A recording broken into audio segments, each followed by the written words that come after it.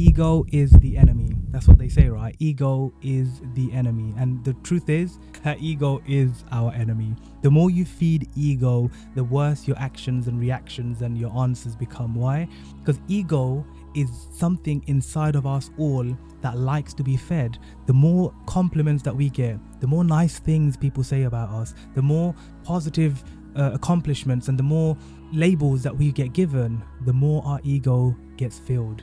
And when the ego gets filled, we suddenly think we're better than everybody else. We suddenly think that we're on this pedestal. We suddenly think that we are privileged in many ways in our life. And the most important thing that we have to all remember every single day is to learn to master and control our ego, is to tame the ego so we don't allow it to take control of our mind.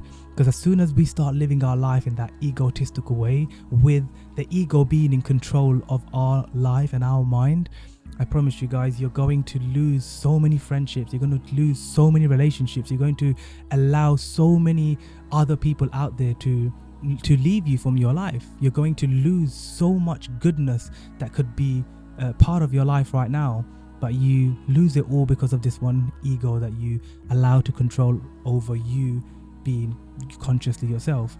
So remember, don't ever cross the fine line between ego and confidence. If you do, that is when the ego takes control and starts dictating your life for you. And I promise you that never goes in the right direction.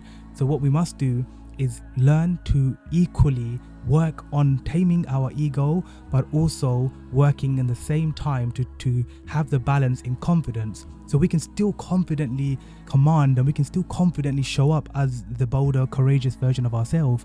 But it shouldn't come from a place of ego. It shouldn't come with this negative attitude. It should come with a positive, optimistic attitude, and it should come with a sense of love and belonging and grace, so that we can allow people to feel connected to us rather than remove them from our life, rather than take them away from our life. So remember, learn to tame your ego, because ego is your enemy.